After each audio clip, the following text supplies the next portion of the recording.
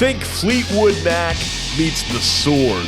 What the happened to Job for a Cowboy, by the way? Were they kidnapped? It sounds like you're being stalked. It's like the metal god taking a motorcycle ride on the Rainbow Road, you know? It's like chugging gumbo while swimming through the mud with the gators. You can't put this album on shuffle, folks. It doesn't work. So anyway, yeah, Blood Incantation, Absolute Elsewhere, absolute masterpiece.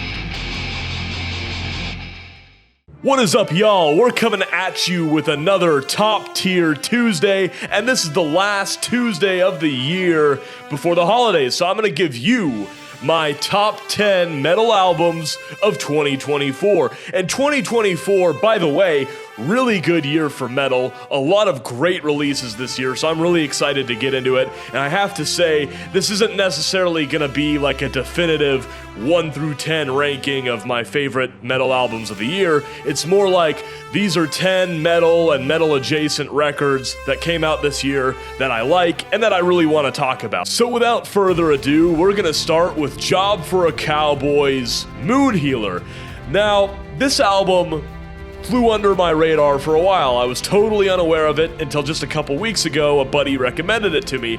And I'm not a deathcore kid by any means. Although I have to admit, I can't lie, there have been occasions where I have been in the mood to put on the Doom EP. So I'm not totally unfamiliar with Job for a Cowboy, but what the fuck happened to Job for a Cowboy, by the way? Were they kidnapped? Because this sounds like a totally different band. They haven't put out an album in 10 years, and they go from making really obnoxious deathcore to making something that takes thoughtful composition and mixing and has some technicality and sophistication as to what happened. I mean, and that's not to say that Sun Eater was a bad album. They were already, I guess, trending in this direction, but it's kind of weird to me, the transformation of this band, right? And now maybe you've written off Job for a Cowboy because you go, well, Job for a Cowboy makes deathcore, and I think that deathcore is gay. I have to say, give this one a shot. It might surprise you. You might actually dig the record. So now let's see where this album stacks up on the metal pyramid. Show me Job for a Cowboy. Next up, we have Thou with Umbilical, which, if you're not already familiar with Thou, you better get yourself acquainted because they cook up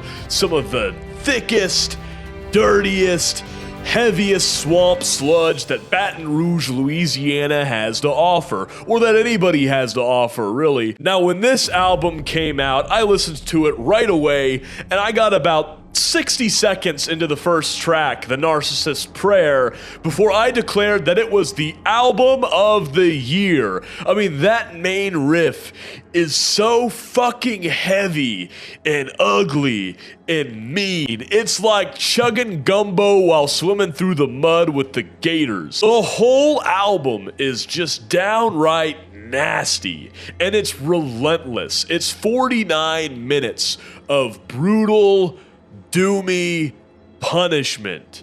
If you don't like it slow and heavy, then you're gonna hate this record because it is a long trudge through unadulterated filth. But if you like to tune low and play slow, then you're gonna be right at home with this record. It's really great. It's got great moments. I mean, there's this ultra heavy, just devastating breakdown in the song Emotional Terrorist that's one of the heaviest, fattest things ever written.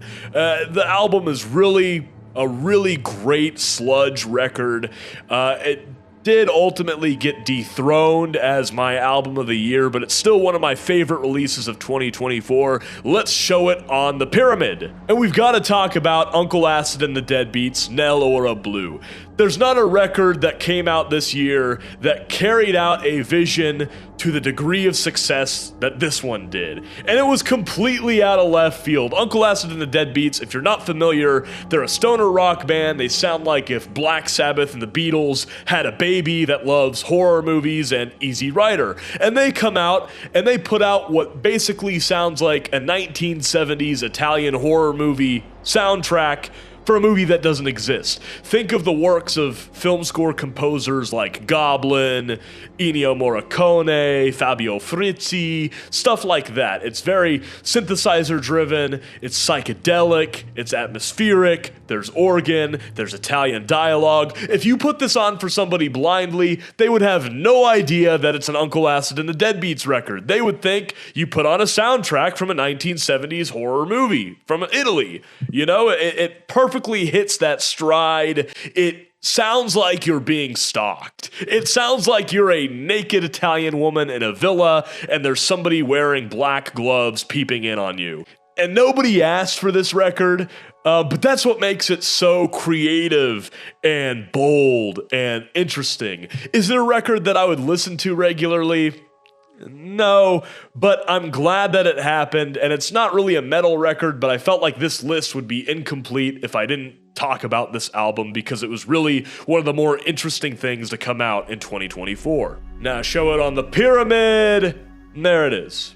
And then we have Nile with The Underworld Awaits Us All, which proves that death metal with Egyptian-sounding riffs still goes hard. I mean, Nile have been considered among the best in the biz for a long time now, for a good reason, and they don't let up here. This record is technical and brutal and evil, and it digs up visions of excavated tombs caving in and exhumed mummies channeling the old gods with riffs as heavy as the pyramids and surgical, eviscerating guitar solos. Right from the opening track, they start kicking your ass and letting you know what you're in for. All of the tracks are great. It's a great album from start to finish. I particularly like the slow, heavy, down-tuned groove of the song Doctrine of Last Things, and this album belongs near the top of the metal pyramid. If you like death metal, it's really an essential listen from 2024. You gotta check it out. One of the best. And next we have Castle Rat's Into the Realm. It's female-fronted, fantasy-driven heavy metal with a doomy, witchy, stoner kick to it. Think Fleetwood Mac meets The Sword. It's got a fuzzy, retro warmth to it that makes you feel like you're in a 1970s or 1980s fantasy film. It sounds like it could have been used in the movie Heavy Metal. It sounds like the cover art for a Dungeons and Dragons inspired comic book. There are flavors of Black Sabbath and Pentagram and Witchfinder General, and that riff from Dagger Dragger really sucks you in with its fuzzy, groovy addictiveness. One of my favorite riffs of the year, and also that singer hits a lot of really nice 1980s heavy metal high notes on that track. Really good track, really good album all around. The production on this record is old school. I mean, it really sounds like it was made in a dungeon, in a castle somewhere. So really good job to whoever produced the album. You deserve a cookie. I mean, deadass, you want to talk about capturing like the spirit and the sound and the mythos of a band. This is how it's done. I mean, really good job. Now let's see where it stacks on the metal pyramid. Of course, in a year where Judas Priest puts out a new album, you gotta talk about that. And this year, they put out The Invincible Shield. So, Judas Priest, Rob Halford, the metal god, you know, just making music for 50 years, no big deal. Just their 19th studio album, no big deal. Doesn't that piss you off? If you're in a band nowadays, if you're a younger guy in a metal band, shouldn't this record piss you off? I mean, don't you want Judas Priest to, like, get out of the way? Right? I mean, most people go their whole lives. They go their entire life without ever putting out a good album. Judas Priest has put out 19 of them. No big deal. Have they put out a bad album? If they've put out a bad album, then I haven't heard it. They put out an album this year. It's good. I don't know. I don't have much to say about it. It's a Judas Priest album. It's good. I like it. It's standard fare for Judas Priest. It's not mind-blowing, but it's not disappointing either. If you're a Judas Priest fan, you're happy with it. If you're not a Judas Priest fan, then it's not necessarily something that you gotta go out of your way to check out. But I thought it was a really solid record. It's like the metal god taking a motorcycle ride on the Rainbow Road, you know, just high octane, high energy, 1980s heavy metal being made in 2024. I mean, really solid record. I felt like Crown of Horns and Trial by Fire are really great tracks, just nice, classic Judas Priest. All the guys still got it. It's worth checking out. One of my favorites to come out in 2024. Now let's see it on the Metal Pyramid. And so while we're on the beat of talking about old guys putting out new metal albums in 2024, we naturally arrive at Kerry King's From Hell I Rise, which I just need to preface this entry by saying that I don't tolerate Kerry King slander, all right? I love Slayer. I love Kerry King's contributions to Slayer. I love his R2-D2 sounding ass. I love Kerry King. I don't care that it's become cool on Reddit to criticize Kerry King and to bash him and throw him in the garbage. I stand by my king, all right? So now getting that out of the way, let's talk about the record. And first off, I have to say, I feel bad for whoever made the cover art for this record because Kerry King got a lot of heat for using AI to generate his album cover, and it's not AI generated. A real person made this. So I feel bad for that guy for the criticism that the cover got. It was unfair, unwarranted.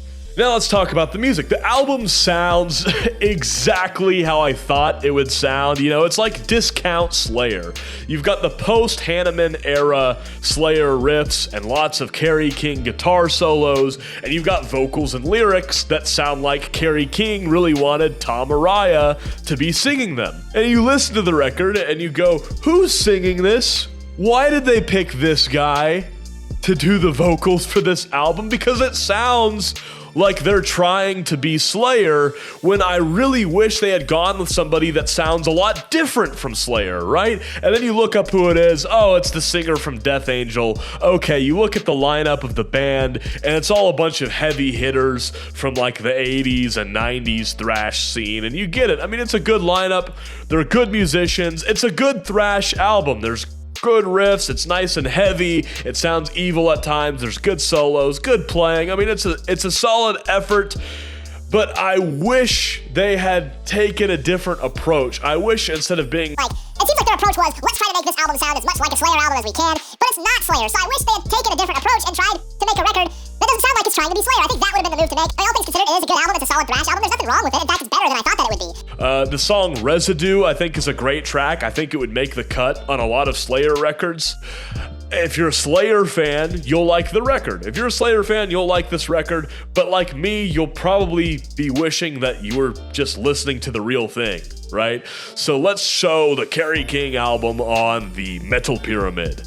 There you go. There it is, right there at the bottom. So next up, let's talk about Pallbearer's Mind Burns Alive, a record that I think shows a lot of evolution and growth. And I love Pallbearer.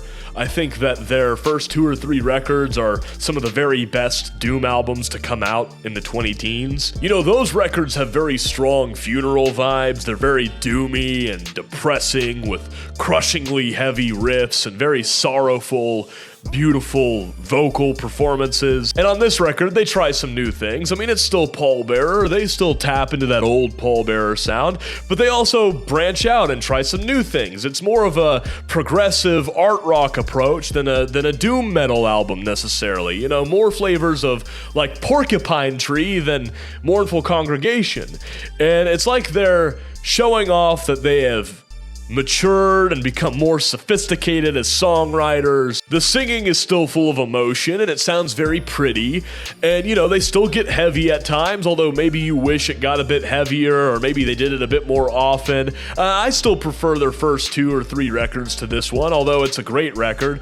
But yeah, if you're expecting the typical Pallbearer, you know, really heavy doom metal, then this record is not that. But it is a really solid moody art rock record that does at times get pretty doomy and heavy. It's pretty funny, really, because at times they'll go heavy and you'll say, oh man, shit, I wish they would do more of that. But then at other times they go the complete opposite direction. They get really experimental and progressive, like for instance with the saxophone playing toward the end of The Endless Place. And you go, oh shit, I wish they would do more of that. So it's funny, you know, they kind of have one foot in the Pallbearer world, and they've got one foot in the more art rock, progressive, experimental, avant-garde kind of world. And that's not a bad thing by any means. I'm not saying they need to go one way or the other. It's just kind of funny how they have one foot in each of these places, and they're both good, but you kind of wish you also had more of both of those things somehow. But it's a great record. I thought it was fantastic. I really loved the record. Maybe not as much as I loved their first two records, but still really solid effort by Pallbearer. It's nice to see them try different things and do really well at it and grow as a band. So yeah, this one is going pretty high on my metal pyramid for 2024. Next up, we have Glacial Tomb's The Lightless Expanse, which is a really fucking killer record. I mean, this record sounds like you're getting shoved into a locker and you're trying to force your way out of it, but there's a couple guys on the outside trying to push you in and slam the door shut, and I don't really know what I'm saying, but it's a fucking good record. And Glacial Tomb is one of the great modern death metal bands, although you may have never heard of them because they're kind of underrated. The album is brutal, but it also has some kind of trippy bass grooves, and it's got some really nice sounding melodic leads, and also some really crushingly heavy riffs. You know, at times it's very technical and melodic, and at other times it's very knuckle-draggy and caveman-like. I think that Void Womb is one of my favorite ice-cold killer hits of the year. And yeah, the album, it's pretty straightforward, although it takes you on some twists and turns, but never really strays too far from the death metal playground. If you're a fan of death metal, then this is a mandatory listen from this year. This is one of the essential death metal albums of 2024, and it's close to the top of my metal pyramid. So now really quickly, before we get to the top of our metal pyramid, before we get to my number one favorite album of 2024, real quickly, we're going to run down some other releases from 2024 that maybe I liked or wanted to mention, but didn't have as much to say about as these other 10 records. So we've got High on Fire. They put out a new album in 2024, Cometh the Storm, to follow up their Grammy Award-winning Electric Messiah. And Cometh the Storm, it's a new High on Fire record. I'm going to say more about that one when I cover their entire discography on my High on Fire tier list, either later this year or next year, so be on the lookout for that one. We've also got, if you really like heavy metal, but you don't like harsh vocals, you don't like the screaming, you don't like the death metal growls, but you like really hard-hitting heavy metal with badass guitar solos and guitar riffs, then you need to check out the new Crypt Sermon record. Crypt Sermon put out a new record. It's really good, kick-ass metal with clean singing, so if you're one of those guys that's like, oh, I like metal, I like badass shit, but I'm not so much into the evil-sounding, scary screaming, then Crypt Sermon is one you have to check out, one of the best releases of the year. You've also got Ulcerate, put out a new record, and it's a really solid blackened death metal, deathened black metal, whatever you want to call it. They put out a solid record. You've also got Dark Throne, some heavy hitters, you know, some mainstays in the black metal genre, although they've kind of gone in and out of that genre. Dark Throne, really great band. I love their 90s stuff. They put out a new record this year, and I gotta be honest, I didn't really particularly like the new Dark Throne record. I thought it was a little lackluster, a little disappointing, not up to Dark Throne standards, although you may appreciate the record if you're a big Dark Throne fan. I thought that's one I would mention. Lastly, I'll bring up another album that's not metal, but it was one of my favorite albums of the year, and that was the new Dive record, Frog Boiling Water. You know, really dreamy, shoegazy, alternative rock that I think from start to finish, really great album. There's not a bad track. All of the songs are great. It's a great album, nice and moody, serene, Yeah, I mean, one of those albums that just kind of makes you feel like you're floating on clouds, you know. It kind of makes you feel like you're in a daze, in a haze. If you're into that kind of stuff, if you're into like shoegazy stuff, if you're into alternative rock that's on like kind of the dreamier side of the spectrum, then go check out Dive's Frog Boiling Water, because that was one of my favorites from the year, although it's not a metal record. And now, without further ado, last but not least, last but actually first, we have my favorite album of 2024. Right at the tippy top of my metal pyramid, the best album of 2024 is Blood Incantation's Absolute Elsewhere, which should surprise absolutely nobody if you've been paying attention to the metal scene this year. It's pretty much the consensus best metal album of 2024, and even if, you know, consensus be damned, it would have been mine anyway. I've been a fan of Blood Incantation for years, big fan of their work, and I had high expectations. I had high hopes for this album, and it took those expectations and it totally blew them out of the freaking water. I knew pretty much right away, right when I fired up this record, I got all giddy with anticipation. I knew I was in for a treat. I knew I was in for a masterpiece. It didn't take long for me to realize that, ladies and gentlemen, this is your best metal album of 2024. Not even best metal album, best album, period. Perhaps best metal album of the 2020s so far. It takes you through so many different wormholes and hidden passageways on this cosmic voyage. At times, it's delivering you this really evil death metal that sounds like, well, Incantation. At other times, it's more progressive experimental death metal like Cynic or something. And then it'll go into this synthesizer-driven, psychedelic space rock like Pink Floyd or Tangerine Dream. I mean, lots of different genres and influences on this record. The drumming sounds great, lots of different drum sounds and great production all around, lots of different sounds. At times, you'll forget you're listening to a death metal record, right? You know, at times you'll be just cruising the stars in your spaceship, relaxing, sitting back, taking in the sights of all the different planets and galaxies, and then you'll drift into the gravitational pool of a hostile system, and you have to escape from danger as death growls and heavy death metal riffs invade the composition. And forget about keeping up with what track you're on, because it'll go through several different movements, several different genres and twists and turns, all in the same song, and it'll seamlessly transition to another song without you realizing it. It's meant to be listened to as an album. It's meant to be appreciated and judged as a whole work. This isn't something, you can't put this album on shuffle, folks. It doesn't work. You gotta listen to it from start to finish. It's really all one musical masterpiece. The album ranked number 7 on Time Magazine's top 10 records of 2024, and that's not top 10 rock albums, that's not top 10 metal albums, that's top 10 albums of 2024, period. And really, this motherfucker should have been number 1, okay?